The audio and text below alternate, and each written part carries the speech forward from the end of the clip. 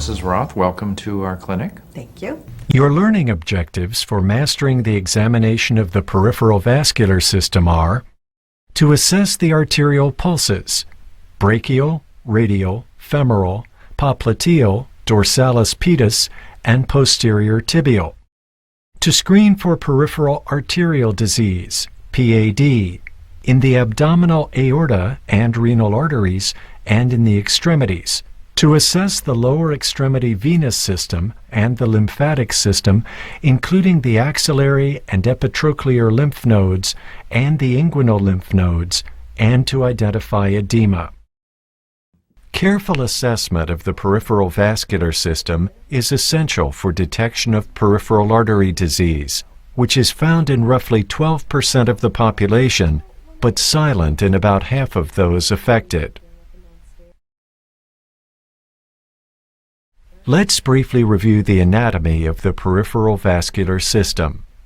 The peripheral vascular system consists of the circulatory vessels to the arms and legs, including arteries, veins, the capillary bed that connects them, and the lymphatic system with its lymph nodes. Arteries carry oxygenated blood away from the heart and contain three concentric layers of tissue: the intima, the media, and the adventitia.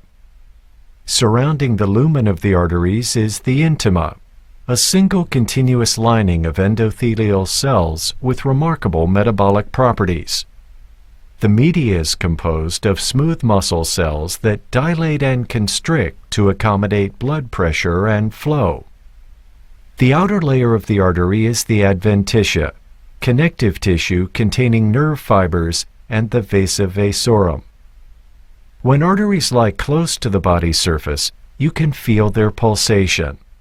In the arms, arterial pulses are palpable in three locations: the brachial artery at and above the bend of the elbow, medial to the biceps tendon and the muscle; the radial artery on the lateral ventral surface of the wrist; and the ulnar artery on the medial ventral surface of the wrist, although overlying tissues frequently obscure this pulse.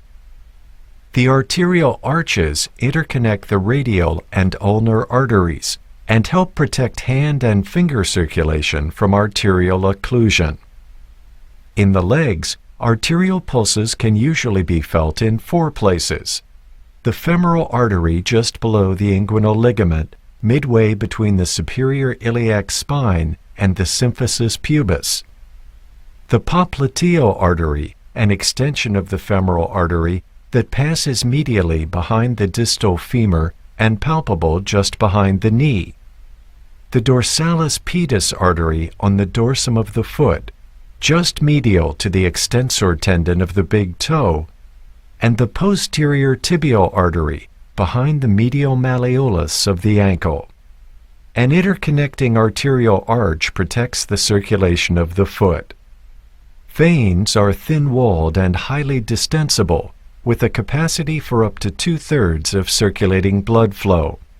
Because the veins of the leg are especially susceptible to venous stasis, they warrant special attention.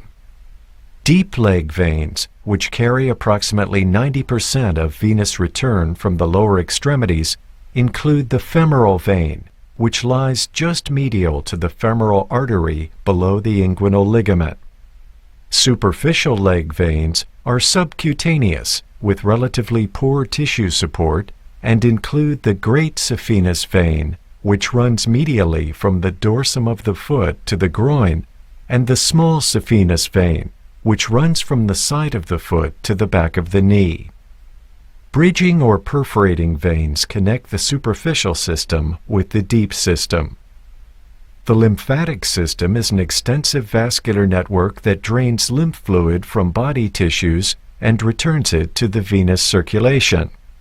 Lymph nodes are round, oval, or bean-shaped structures that vary in size according to their location.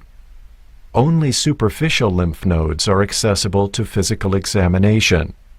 In the arms, these include the epitrochlear nodes, lateral axillary nodes, and central axillary nodes.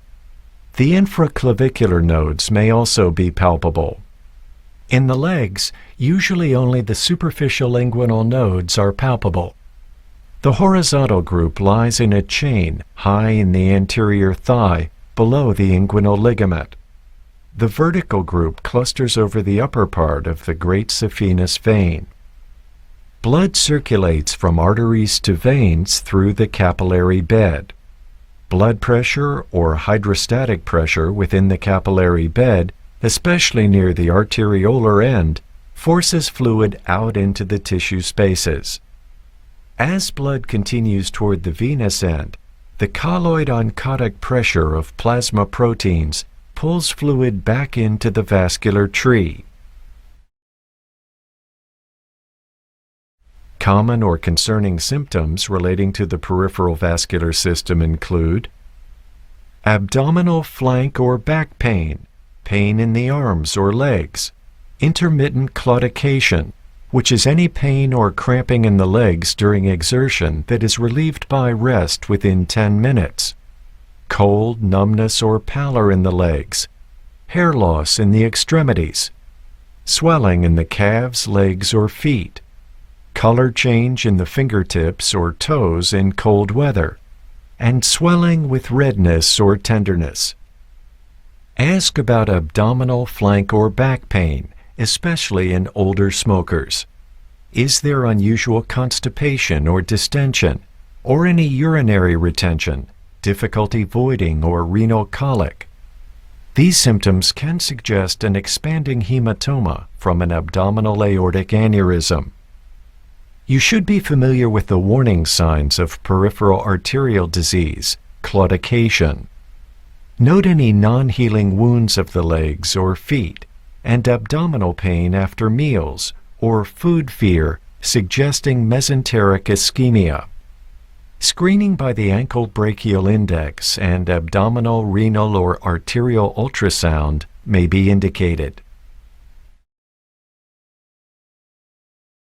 With the patient's health history in mind, and after good hand hygiene, you are ready for the physical examination.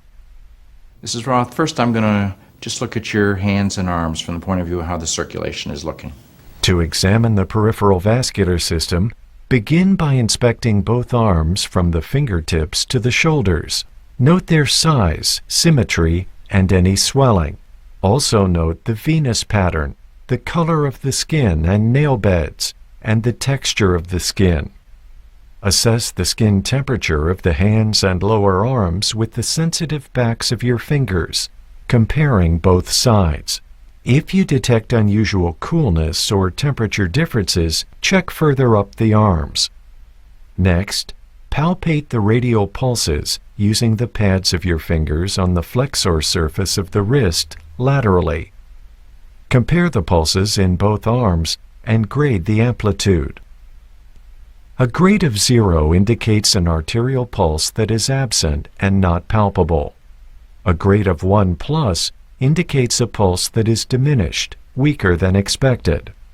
A grade of 2 plus indicates a brisk or normal pulse. Grade 3 plus indicates bounding and possible aortic insufficiency.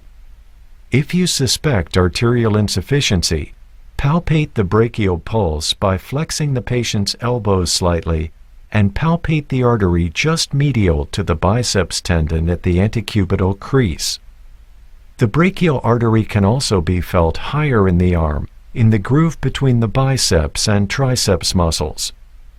To evaluate the arterial supply to the hand, perform the Allen test. Tell the patient to clench her fist tightly. Then, firmly compress both arteries with your thumbs and fingers. Have the patient open and relax her hand. Note the color of her palms and fingers, which should be pale. Then, release the pressure over just the ulnar artery. If the artery is patent, the palm should flush within about 3 to 5 seconds. To assess the patency of the radial artery when indicated, repeat these steps, but this time release the pressure over the radial artery. Next, try to feel for one or more of the epitrochlear nodes. With the patient's elbow flexed at approximately 90 degrees and your hand supporting the forearm, feel in the groove between the biceps and triceps muscles about 3 centimeters above the medial epicondyle. If the epitrochlear node is palpable, note its size, consistency, and tenderness. These nodes are difficult or impossible to identify in most healthy people. With the patient lying down and properly draped, examine the abdominal aorta and listen for aortic, renal, and femoral bruits. Palpate adjacent to the aorta on both sides, then estimate its width in the epigastric area by measuring the span between 2 fingers, especially in older adults. Note the presence of a pulsatile mass, suspicious for an abdominal aortic aneurysm.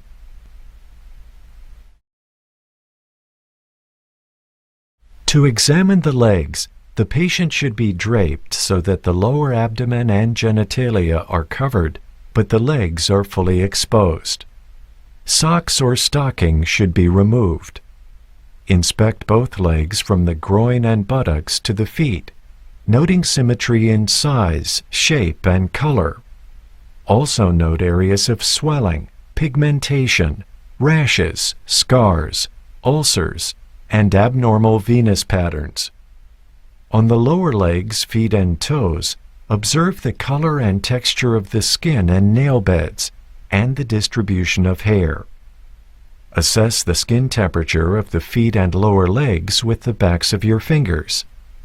If you notice unusual coolness or temperature differences, check further up the legs. Arterial insufficiency or peripheral arterial disease may be present. Next, palpate the superficial inguinal nodes, including the horizontal group and the vertical group. Note the size, consistency, discreteness, and tenderness of any palpable nodes. Small, mobile, non-tender inguinal nodes, up to 1 or 2 centimeters in diameter, are often palpable in normal adults. Examine the opposite inguinal area in the same way. Next, palpate the femoral pulse by placing your fingers midway between the anterior superior iliac spine and the symphysis pubis. Press deeply below the inguinal ligament. The use of 2 hands, one on top of the other, may be helpful, especially in obese patients. To examine the popliteal pulse, slightly flex the patient's knee. Press the fingertips of both hands deeply into the popliteal fossa, slightly lateral to the midline. The popliteal pulse is frequently more difficult to find than other pulses because it is deeper and more diffuse. Compare this pulse with the popliteal pulse on the other side. If the popliteal pulse is difficult to find, try this approach. With the patient prone, flex the knee to 90 degrees.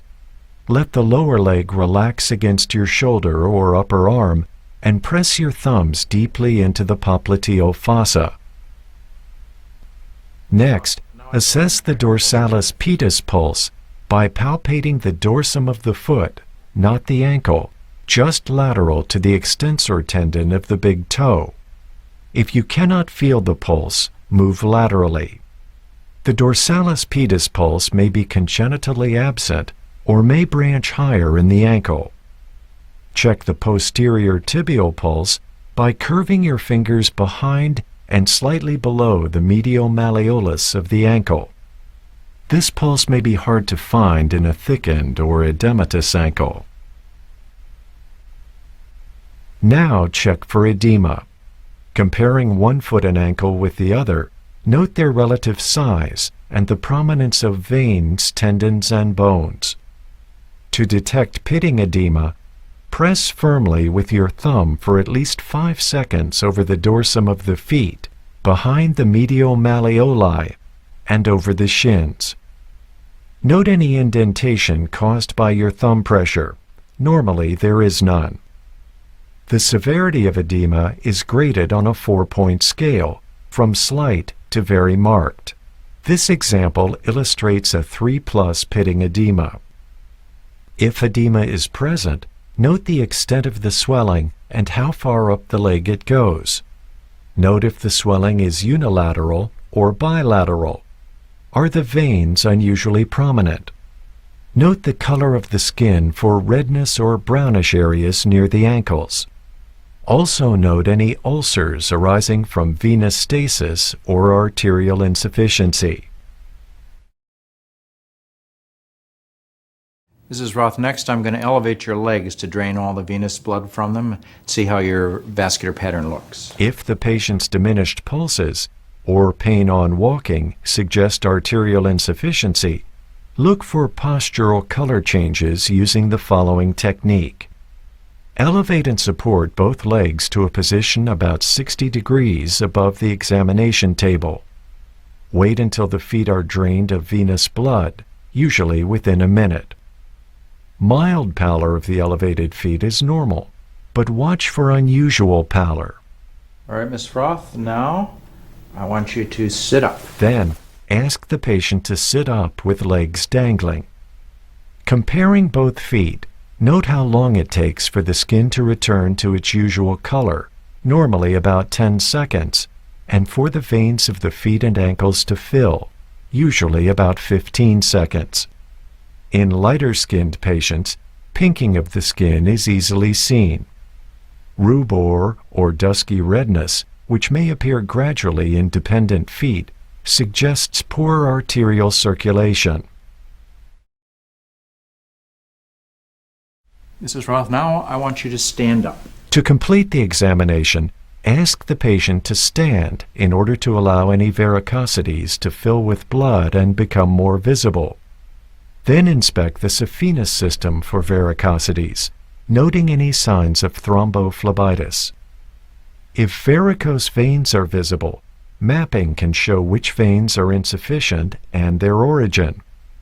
Using two hands and compressing the vein sharply with your lower hand, a palpable pressure wave indicates that the two parts of the vein are connected.